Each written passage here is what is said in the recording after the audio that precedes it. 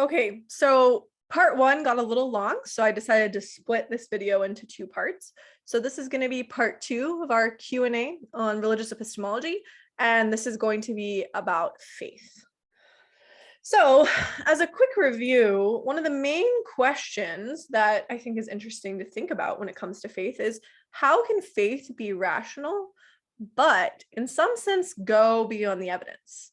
So look, it seems like faith is an important part of our commitments, whether that's a commitment to God or a marriage or a commitment to ourselves or some long-term goal or life project that we have. And faith helps us keep those commitments even when we get counter evidence against them. So evidence against God's existence, or maybe evidence that, you shouldn't have made a commitment to pick up that instrument or finish that degree or whatever it is, right? Faith helps us persist, and it's a good thing, especially when that evidence is misleading. And ultimately, you are cut out for that degree, or ultimately God does exist, right? So that's a reason to think that faith does go beyond the evidence, because it helps us persist and fight to keep these commitments when we get counter evidence.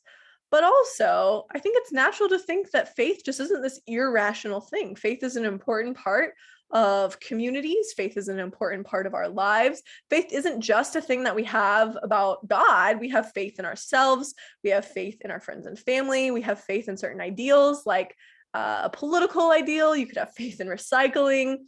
Lots of different examples of faith, religious and non-religious. So I don't think we want to just throw it all out and say faith is just always irrational. But there's a tension there, because we want to also make sense of this idea that faith goes beyond the evidence. So here's one quick potential way to make sense of this, but I'm going to point you to another video that I have where you can kind of see this in more detail. But it basically makes a distinction between two categories of mental states that we have. The first category is our level of confidence. Some philosophers call this our credence. Our credence, when rational, tracks the exact amount of evidence that we have. So if you check the forecast and there's a 90% chance of rain, your credence that it will rain tomorrow should be 0.9. And then if it goes down to 50%, your credence should go down to 0.5. And if it goes up to 80%, it should go up to 0.8. So your credences change when you get evidence for and against something, especially when they're rational.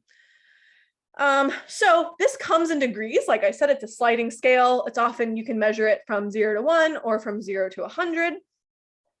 And it's really justified by and based on the evidence and the reasons that you have. So your confidence is this evidence responsive thing, and it doesn't really go beyond the evidence, because every time your evidence change, your confidence or your credence changes. But a second question is less about your exact level of evidence. It doesn't necessarily come in degrees in the same way, but it's a question of whether you're committed or not. And I think faith is more closely tied to this question about commitment than to this thing that's like tracking our exact level of evidence. And one thing is that I think both believing something, but also having faith, they require in some way taking a stand. Think about our normal cases of commitment. So when let's say you have doubts about whether it's safe to fly on a certain plane, ultimately, whether you have doubts or not, you have to get on the plane or not. You have to make a choice, right? Same with a marriage. Maybe you have doubts about whether you should get married, but you have to choose. You have to either get married or not. So in the same way that these commitments require taking a stand, belief and faith require some kind of stance. And what's interesting about commitment, and I think faith and belief, is it's justified by evidence and reasons similar to confidence. So if you get lots and lots and lots and lots of counter evidence, then you should give up the commitment, give up the belief, give up the faith. But there's also another factor that plays in, which is desires and trust. So what you want, how good it would be if something were true or false. That also plays into what justifies a commitment and what justifies faith.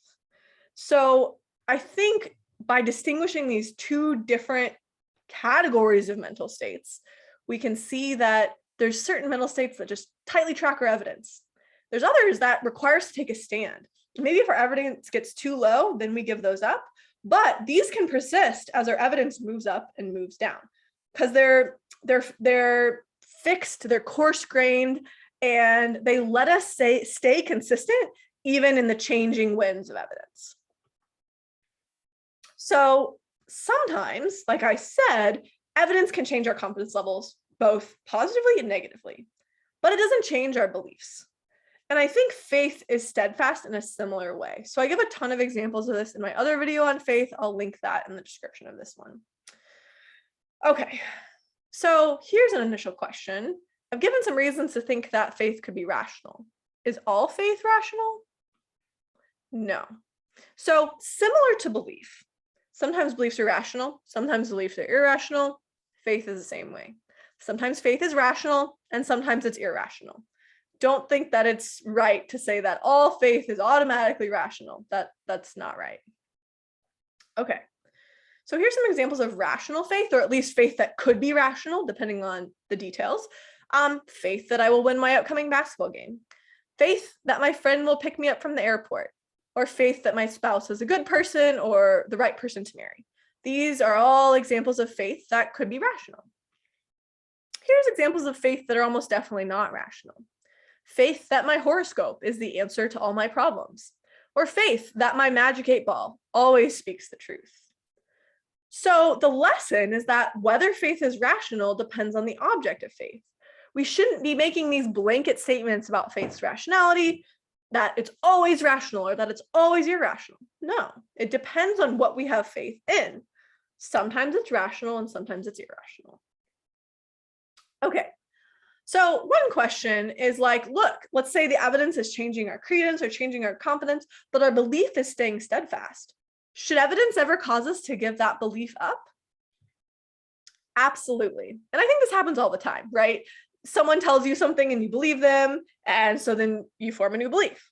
Or you believe it'll rain tomorrow, but then tomorrow comes and it doesn't rain, then you give that belief up, right? So evidence should change our beliefs all the time and does change our beliefs all the time.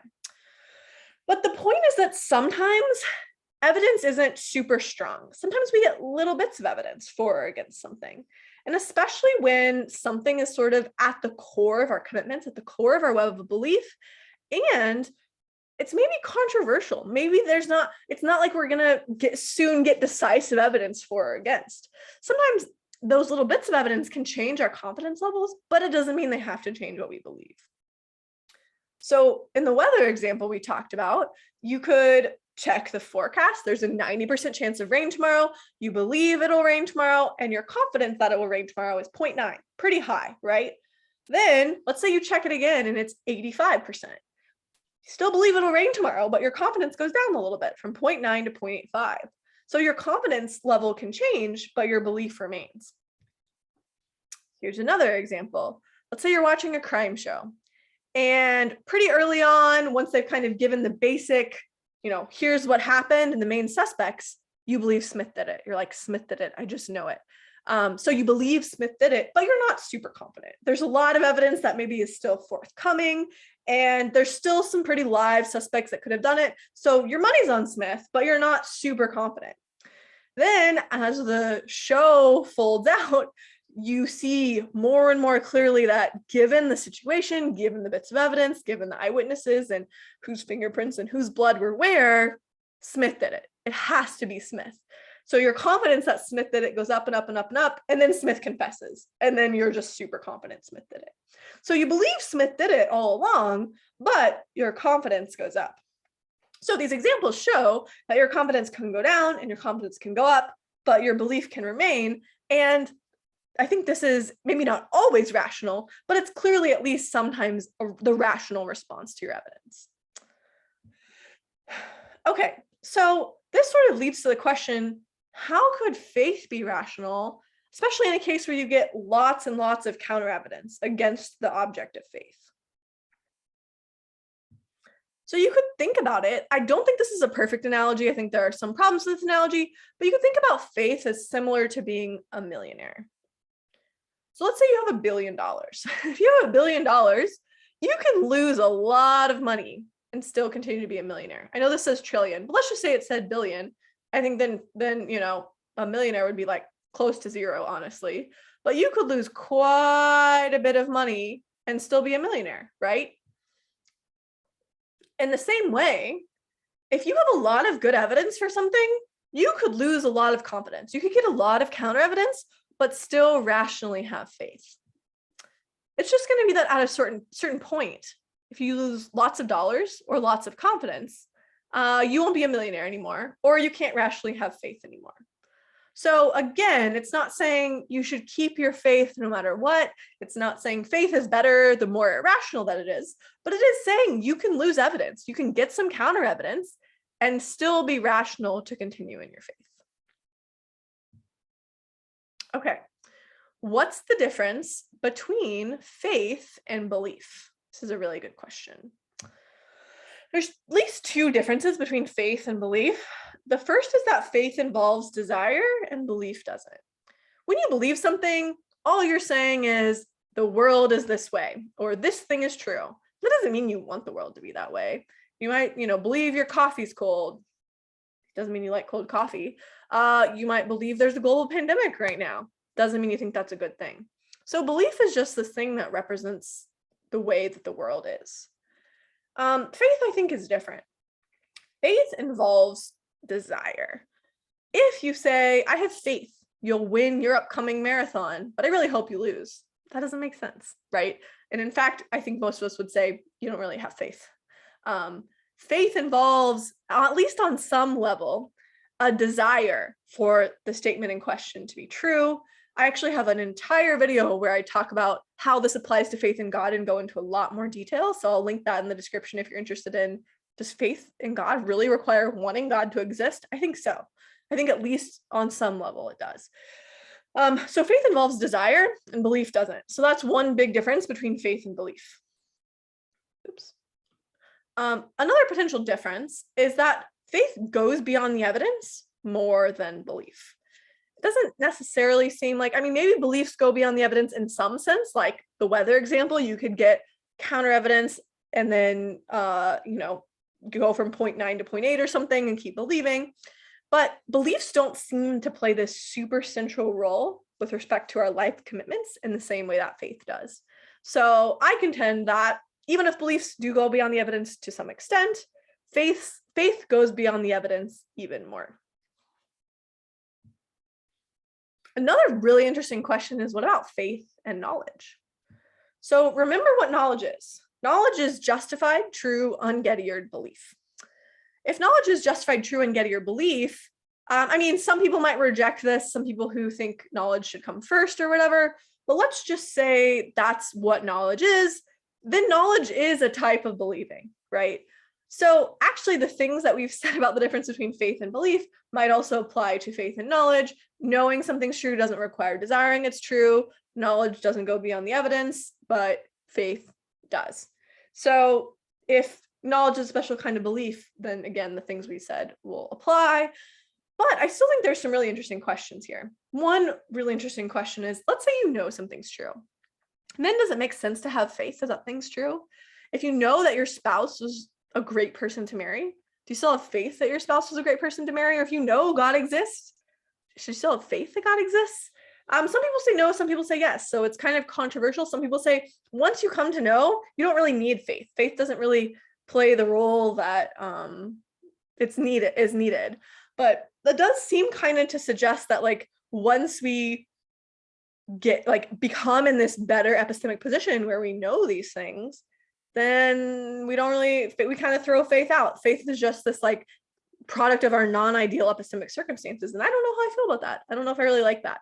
So I'm not going to take a stand on this here, but I think there's some interesting questions to be had about the relationship between faith and knowledge, and maybe some reason to think that you could have faith that something's true, even if you know that's true.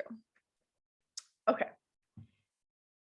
This is the last question, and that's the question of how does hope fit into all of this? So one thing to note about hope, which is different than belief, is that hope, like faith, requires desire. If I hope you win your upcoming marathon, I also want you to win. So hope and faith both have this desire-like component that belief does not have. But one thing that's interesting and that's different about faith and hope is that hope requires even less evidence than faith does. So actually all hope requires is that thinking something is possible or having a credence above 0 in something. Whereas faith might require more than that. Faith might require, you could debate about what it is exactly, or if there's even like a threshold, but it seems like faith requires more evidence than just something's being possible. So look, I can hope that it won't rain tomorrow. Maybe I have a picnic plan for tomorrow. Even if there's a 90% chance of rain. So maybe if there's a 90% chance of rain, it wouldn't make sense for me to have faith that it won't rain tomorrow. It's just too unlikely, but I could still hope. So you can kind of fall back on hope if you lose so much evidence that you can't keep having faith. I can also hope I'll survive a serious surgery, even if there's only a 1% chance I make it. Again, all hope requires is the possibility of the thing, whereas faith might require more than that. So I actually have a paper on this that's called Belief, Faith, and Hope. And I did a few interviews of it, which are on my website and YouTube channel. I can link that in the description as well. But yeah, I think that the relationship between belief, faith, and hope is really interesting.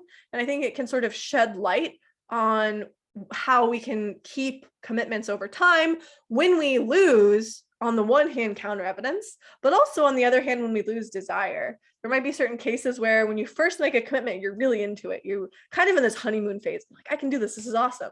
But you kind of lose desire. You lose your zeal as time passes. And I think the model between belief, faith, and hope is interesting because it doesn't just say, like, if you get counter evidence, then you can keep your commitment. But also if you lose desire, it could also show how you could keep your commitment. All right, that's it.